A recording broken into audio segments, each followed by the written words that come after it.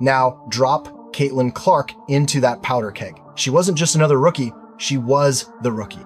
The name driving ticket sales, the face on posters, the engine behind TV ratings.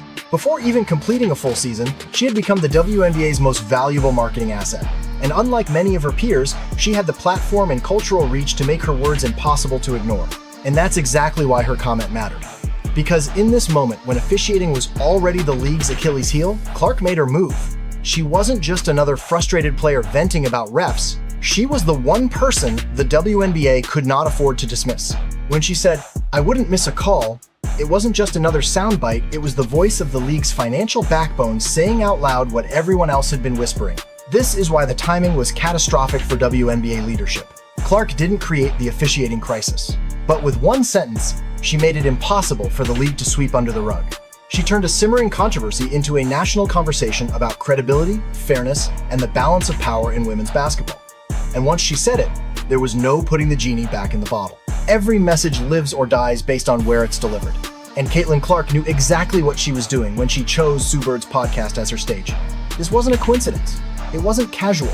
It was strategy at its finest. Because in today's media landscape, the platform is just as important as the words themselves. And Clark picked the one podium that guaranteed her statement would echo far beyond the hardwood. Sue Bird isn't just a retired player. She's a Hall of Famer, a four-time champion, a global ambassador for women's sports. Her voice carries credibility with athletes, coaches, fans, and the media alike. Her podcast isn't some fringe YouTube interview lost in the algorithm.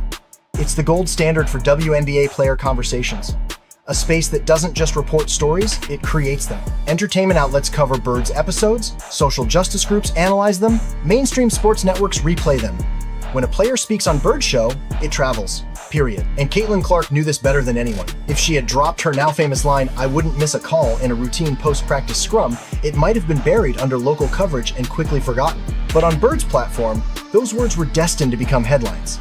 It wasn't just a podcast appearance. It was a calculated press conference disguised as casual conversation. Clark essentially stood on the most respected stage in women's basketball and fired her critique with a legend sitting across from her, nodding in understanding. That legitimized her words instantly. The delivery also mattered. Clark didn't sound angry or bitter. She was calm, almost playful, as if she knew the weight her sentence would carry. And Sue Bird's reaction sealed it. The smile, the head tilt, the subtle acknowledgement that history had just been made. It was like watching a relay baton being passed from one generation to the next. Bird, the veteran, signaling to the audience, "Pay attention. This moment matters." The result? Immediate and unstoppable virality. Fans clipped the moment, shared it, captioned it, and made it trend national. Within hours, Clark's statement wasn't just a WNBA headline, it was a cultural talking point. Hashtags like "Clark was right" gained traction, and suddenly her 6 words were being debated on sports, talk shows, and in living rooms across America. That kind of reach doesn't happen without the right platform. This is the real power of Clark's decision. She didn't just speak her truth, she elevated it into the mainstream through a carefully chosen medium. She understood that in today's digital age, words alone aren't enough. You need the right stage, the right host, and the right cultural context to make them resonate. And in Sue Bird's podcast, she found the perfect storm. The league knows it, too. Because once a comment gains legitimacy on a platform like that, it can't be brushed aside as player frustration. It becomes part of the record, part of the history. And for the WNBA, part of a growing problem they can't ignore. When Caitlin Clark dropped her now legendary line, "I wouldn't miss a call," the reaction wasn't a slow build, it was instant. Within minutes of the clip airing, fans had clipped it, captioned it, and blasted it across Twitter, Instagram, TikTok, and Reddit. It wasn't just trending locally or regionally, it was trending nationally. That's the kind of reaction you'd expect from a championship-winning shot, not a single offhand comment about officiating. But that's the level of weight Clark's words carry. The hashtag #ClarkWasRight began spreading like wildfire. Fans started tagging her in videos of questionable calls from games she wasn't even playing in. It was as if Clark had been deputized by the entire WNBA fanbase as the league's unofficial quality control officer. If there was a bad whistle anywhere in the league, Clark's name was attached to it. Every missed call became another example that validated her critique. The fans didn't just agree with her, they made her the symbol of their frustration. And then the media pounced. Sports talk shows replayed the clip on loop, debating whether Clark had gone too far or whether she was simply saying what everyone already knew. Analysts dug up statistics on foul discrepancies. Columnists wrote about the league's officiating crisis with Clark's comment as the headline. What might have been dismissed as a minor gripe from another player became front-page news because it came from her. Her star power didn't just amplify the issue, it forced the conversation onto the national stage. Behind the scenes, the eruption was even louder. Insiders reported that some league executives were furious, wanting to handle the matter quietly by pulling Clark aside and reminding her that certain criticisms are supposed to stay in-house. But others in leadership circles knew better. They recognized the disaster that would come from trying to muzzle her. Clark wasn't just another athlete, they couldn't risk making her a martyr in the eyes of millions of fans. Silencing the league's most marketable star would have backfired spectacularly. And then there were the referees. Word leaked that some officials felt personally attacked, seeing her words as a direct insult to their professionalism. Some were angry, others were defensive. But here's the telling part quietly. A few admitted she wasn't wrong. Data already showed glaring inconsistencies in foul calls, and insiders knew Clark had been watching closely from the sidelines. She wasn't speculating. She was shining a spotlight on a problem everyone had been whispering about. The eruption proved one undeniable truth. Caitlin Clark's voice is bigger than the league itself. When she speaks, fans rally, media amplifies, and executives scramble. Her single sentence didn't just expose a crack in the WNBA's foundation, it turned it into a nationwide earthquake. And the aftershocks are still being felt. Here's where the story takes a turn that should terrify every league executive. The WNBA's official response to Caitlin Clark's comment was absolute silence. No press release, no clarification, no defense of the referees, no acknowledgement of Clark's critique, nothing. And in the world of public relations, silence is never neutral. Silence is an answer. And in this case, it was the loudest, most damning answer of all. From a fan's perspective, the silence looked like surrender. If the league truly believed Clark was out of line, they would have pushed back. If they wanted to show confidence in their officiating crews, they would have issued a statement of support. Instead, they let Clark's words hang in the air, unchallenged, and when you don't counter a narrative, you cede control of it. That's exactly what happened. Clark's 6 words became the defining storyline because the league chose not to write a competing one. Behind closed doors, though, silence didn't mean calm. According to insiders, the mood in league offices during those first 48 hours was nothing short of fractured. Some executives demanded immediate action, arguing that Clark needed to be reminded of her place. They believed letting her go unchecked would embolden other players to air grievances publicly, weakening the league's authority. Others, however, warned that trying to muzzle her would be catastrophic. Clark wasn't just a star, she was the star, the player filling arenas and driving ratings.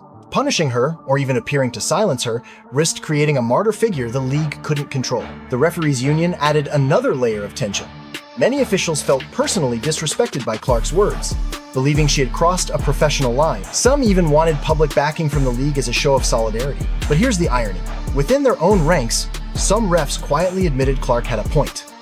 Data supported her observations, and players had been voicing similar frustrations all season. The league's silence left the referees hanging, with no public defense and no resolution to the simmering tension. When a rookie phenom is supposed to be carrying the future of an entire league, injuries don't just sideline a player, they destabilize the business model of the sport itself. Caitlin Clark, the WNBA's brightest young star, has already been through that brutal cycle. Sit out, heal, come back, shine, get hurt again. It's not just her body that has been tested, it's her patience, her mental resilience, and her ability to project strength while living through uncertainty. From the outside, fans only see the highlight reels and box scores. But Clark has been brutally honest about the deeper struggle, the stop-and-go grind of dealing with injuries that don't follow a predictable recovery timeline. This isn't a simple 6-week ankle sprain with a clear return date circled on the calendar. These are nagging, unpredictable setbacks where one good game can be followed by days of pain. She admitted she doesn't know how her body will feel after each performance, a constant emotional tightrope that demands patience most athletes don't have time for. What separates Clark, however, is the perspective she's shown through this chaos. She hasn't just framed her comeback as a physical battle, but as a lesson in giving herself grace. In her own words, she's learning patience, discipline, and how to be the best version of herself despite the unpredictability. That's not the language of someone defeated, it's the language of someone preparing for longevity, not just short-term glory. But here's the hidden angle the league doesn't want to admit. Every time Clark goes down, the WNBA's ratings and ticket sales wobble. Her presence isn't just about her numbers on the court, it's about the financial heartbeat of a league desperate to break into the mainstream. And when that heartbeat is tied to a player battling injury uncertainty, the pressure on both her and the league multiplies. Clark knows this, and it's why her battle with injuries matters far beyond her personal health. It's the quiet, uncomfortable truth the WNBA is forced to reckon with. One player's physical well-being has become a litmus test for the entire league's stability. Let's be blunt. Caitlin Clark didn't just criticize officiating, she detonated a live grenade in the middle of the WNBA's credibility crisis. And she did it with only 6 words. I wouldn't miss a call. To the casual fan, it might have sounded playful, maybe even harmless. But to anyone paying attention, that sentence was the equivalent of a direct indictment of the league's integrity. The power of those words comes from where they landed. Clark wasn't fresh off a loss, ranting in a locker room with emotions still boiling. She wasn't at a random press scrum where comments vanish into the media void. She was seated across from Sue Bird, one of the most respected legends in basketball history, on a podcast that functions less like an interview chair and more like a pulpit. Every word spoken there carries weight, because Bird's name validates the message before it even hits the airwaves. Clark knew this, and she used it. Her delivery was calm, calculated, almost too casual, like a surgeon making a single incision that changes the entire procedure. She didn't shout, she didn't plead, she didn't hedge. By speaking so directly, she put the league in an impossible position: acknowledge her words and admit to systemic problems, or ignore her and risk looking like they were too afraid to confront their star. Either option was damaging, and that's why her statement hit harder than any post-game rant from any other player could have. The beauty and the danger of Clark's line is its ambiguity. On the surface, it's witty. Beneath it, it's an accusation. Fans interpreted it as confirmation of what they've been screaming online all season: the officiating is broken. Other players saw it as validation that their frustrations weren't just personal gripes, but part of a larger pattern. And officials? Many felt it as a direct shot at their professionalism. In less than 10 seconds, Clark had managed to widen the cracks already forming between players, referees, and league executives. This is why those 6 words can't be dismissed as a throwaway. They weren't. They were a challenge, a dare, a public acknowledgement that the league's officiating, already in crisis, had lost the trust of its most marketable asset. And when your biggest star questions your foundation, that's not a headline, it's a warning shot that can ripple all the way to boardrooms, broadcast partners, and even, as some speculate, the Department of Justice. Caitlin Clark didn't just make a comment, she forced the WNBA into a corner, and the league has yet to find its way out. In sports, timing is everything. And Caitlin Clark's decision to speak out wasn't random, it was a masterclass in strategy. Think about it. She could have lashed out after a bad call in a heated game. She could have vented during a losing streak, when frustration would have been understandable. But she didn't. She waited, she observed, she studied, and only when the moment was perfect did she make her move. At the time of her interview with Sue Bird, Clark was sidelined with injuries. That might sound like a disadvantage, but in reality, it gave her something few players ever have: perspective. While her teammates were grinding through games, Clark was watching from the sidelines, almost like an assistant coach with the freedom to study everything. She wasn't buried in the intensity of live play, she had the vantage point to see officiating patterns unfold across multiple games. Who got the whistles? Who didn't?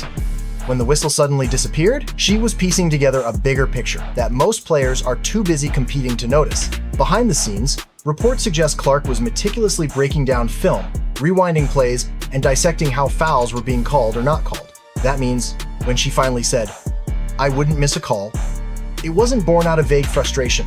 It came from evidence, from hours of observation, from a mental file she'd been building game after game. That's not an emotional complaint, that's a calculated statement backed by research. But her timing wasn't just about her own preparation, it was about the league's vulnerability. The WNBA was already in the middle of its biggest officiating credibility crisis in years.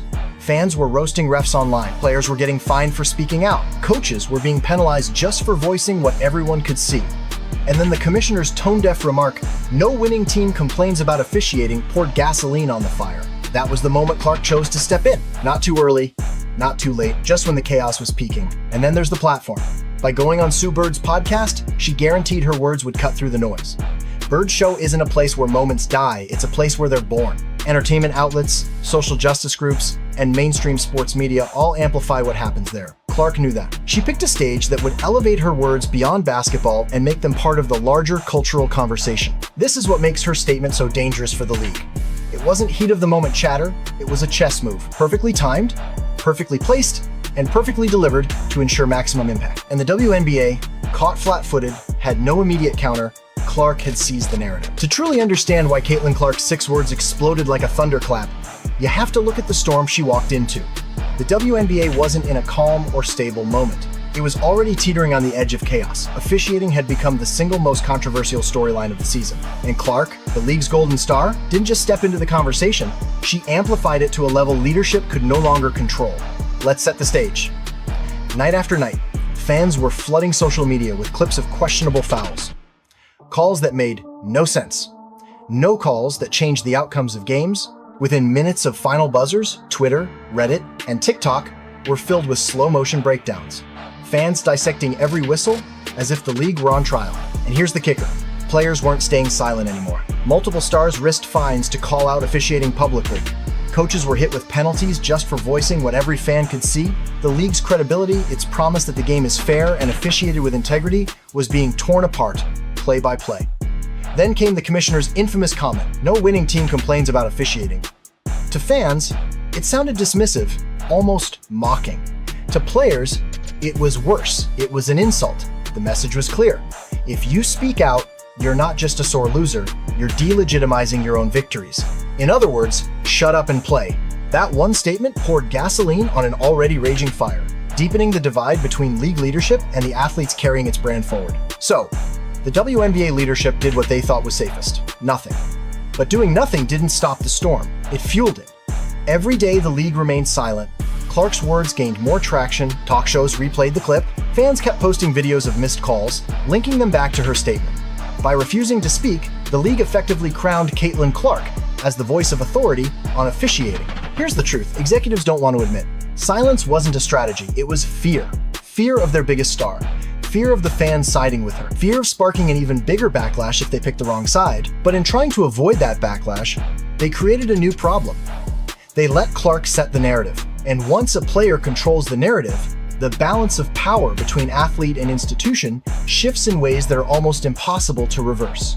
When Caitlin Clark finally returned to the court after her injury layoff, it wasn't just a player suiting up again, it was a seismic shift in the balance of power between athlete and league. Before her absence, Clark was already the WNBA's crown jewel. The rookie phenom, drawing record-breaking crowds, spiking TV ratings, and moving merchandise like no other player in league history. But her time away, paired with that now infamous statement about officiating, elevated her from star to symbol. When she came back, she wasn't just playing basketball, she was walking onto the hardwood as the voice of the people, and the league felt it instantly. Every arena she stepped into during her comeback tour buzzed differently. Fans weren't just there to see her score, they were there to see what she would say, how she would react, whether she would double down on her quiet but devastating critique. The subtext was always hanging in the air. Would referees dare miss a call in her game after she had put the entire officiating system under the microscope? Suddenly, every whistle in a Caitlin Clark game carried extra weight. Every call scrutinized more closely by cameras, fans, and analysts. In effect, she had shifted the power dynamic. Referees weren't policing her, she was policing them. But the impact went beyond the court. In sponsorship circles, her return meant every brand attached to the WNBA was now directly tied to her narrative. Companies love a marketable star, but they also love authenticity. Clark had shown she wasn't afraid to speak truth to power, and that authenticity only deepened her connection with fans.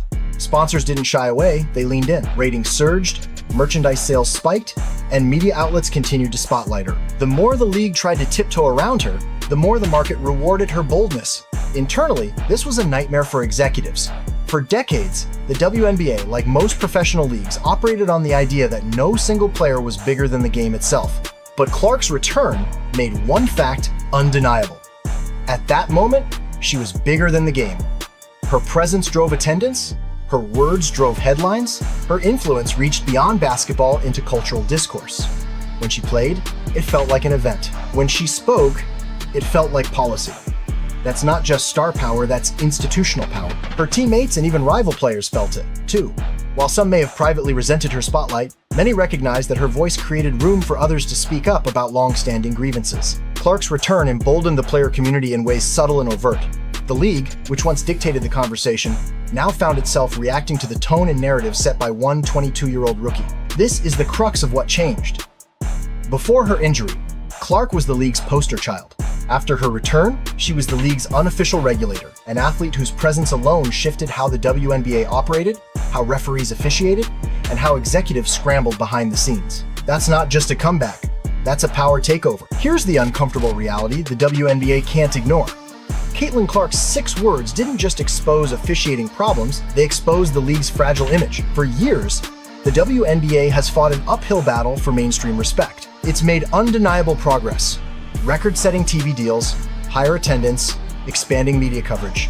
But with growth comes scrutiny, and when your brightest star calls out a systemic weakness on national television, the entire brand takes a hit. To the casual fan, the ones the WNBA desperately needs to convert into loyal viewers, the takeaway wasn't, Caitlin Clark is frustrated. It was, even Caitlin Clark thinks the refs are bad. That perception is dangerous. Professional sports thrive on the belief that competition is fair, that the best team wins because of talent and strategy, not because of questionable whistles. When doubt creeps in about officiating, credibility erodes. And credibility is the foundation the WNBA has been trying to build for decades. The league's silence, as we've already covered, amplified this perception. Instead of rushing to demonstrate accountability, perhaps by reviewing officiating data, publicly supporting referee training programs, or announcing reforms, they let the narrative spiral. The image that stuck wasn't of a league in control. It was of a league exposed, with its refereeing shortcomings laid bare by the very player carrying its growth. In brand terms, that's catastrophic. But here's the paradox. While the league's image took a beating, Caitlin Clark's personal brand skyrocketed. Fans love authenticity, and Clark gave them exactly that.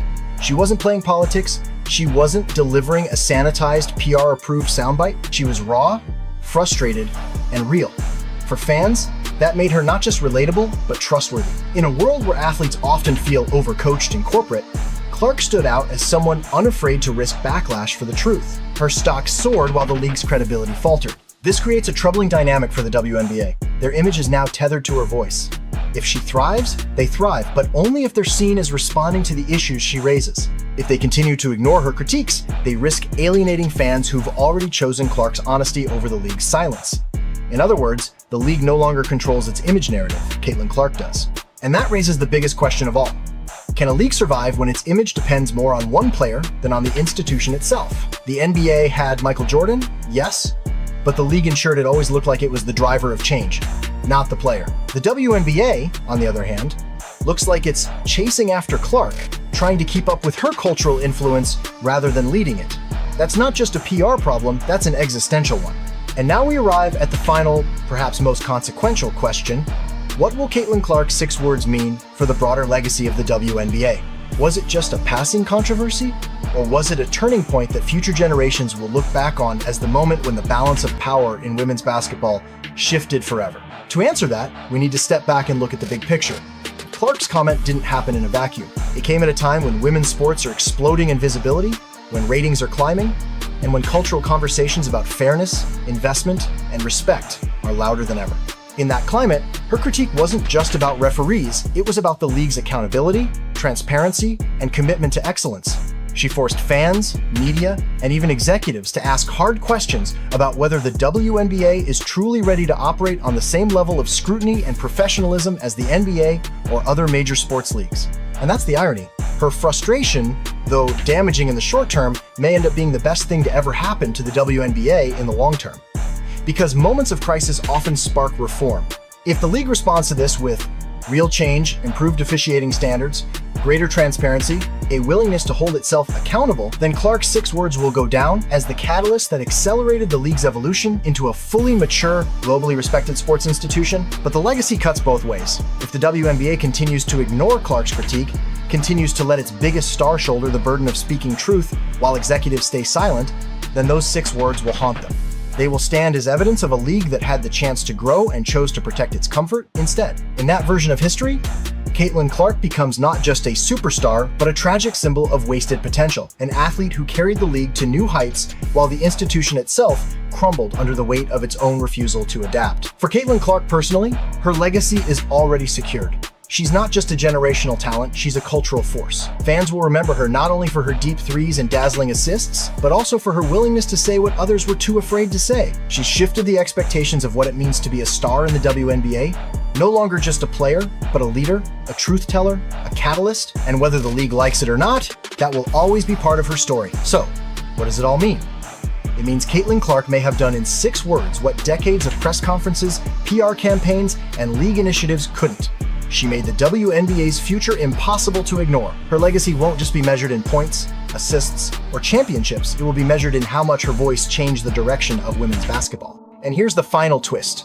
Whether the league rises to meet that legacy, or shrinks from it will define not just Caitlin Clark's era, but the entire trajectory of the WNBA.